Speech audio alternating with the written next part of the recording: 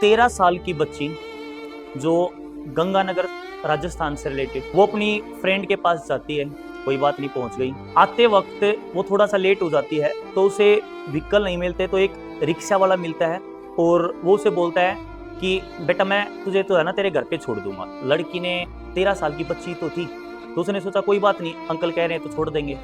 बैठ गई वो। पहले वो सीधा चला, फिर उसने जब कुछ टर्न अलग लिए, यानी अलग गलियों में अलग रास्ते पर टर्न लिया, तो उसने ऑब्जेक्शन किया कि आप कहाँ जा रहे हो। तो उसने कहा बेटा वो वाला जो रोड है वो खराब है, इसलिए मैं इस रास्ते से ले रहा हूँ। यानी उसने उस लड़की को क्या लिया, कॉन्फिडेंस में लिया।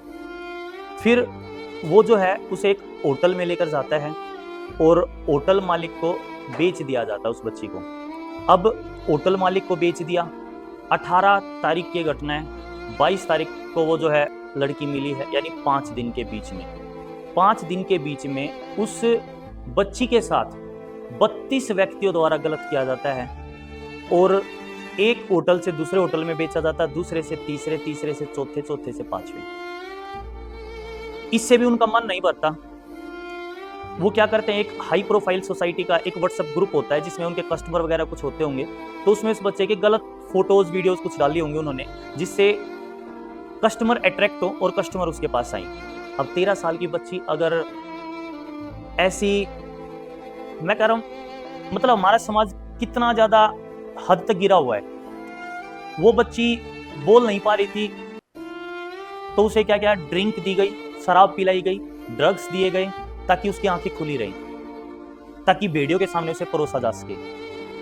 अब इसके पैरेलल पेरेंट्स पुलिस के पास जाते हैं जब उनकी बच्ची नहीं मिलती तो पेरेंट्स जो है पुलिस को बोलते हैं ऐसे ऐसे हमारी बच्ची गई थी और अभी तक नहीं आई, और उसकी फ्रेंड के घर भी गए थे कि उन्होंने कहा इस टाइम वो निकल गई पर घर नहीं पहुंची। वो सारी चीज हो गई।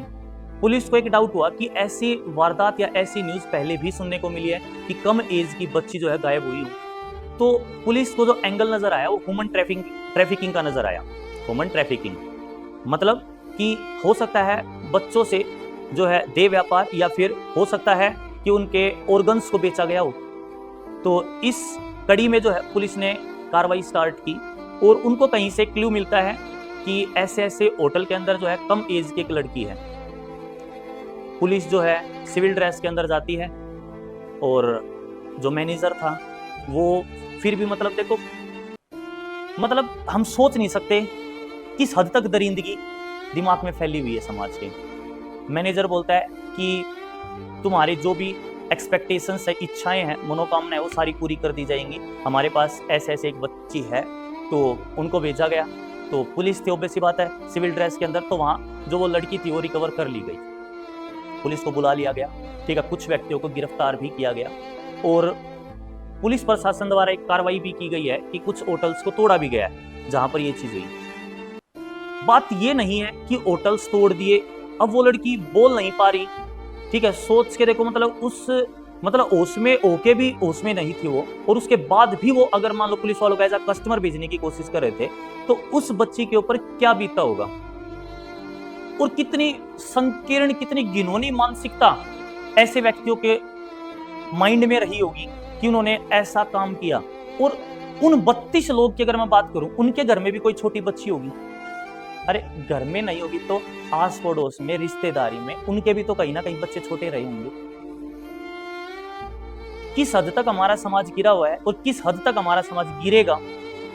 हम अभी एक वो डॉक्टर कांड हुआ था, उस सदमे से अभी उबर नहीं पाए थे कि एक न्यूज और ऐसी सुनने को मिली। अब सोच के देखो, तुम्हारे घर में भी छोटी बच्चियां होंगी, भाई मेरी भी एक 4 साल की बेटी है, तो मतलब हम कैसे सुरक्षित करें अपने बच्चों को।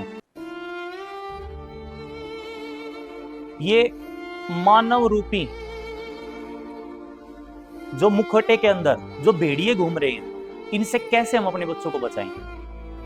अभी सुनने में जितना आप असहज महसूस कर रहे हो, जब मैंने इसको सुना तो मेरी आंख में ना आंसू आ गया। मतलब किस हद तक मतलब उस बच्ची ने सहन किया होगा।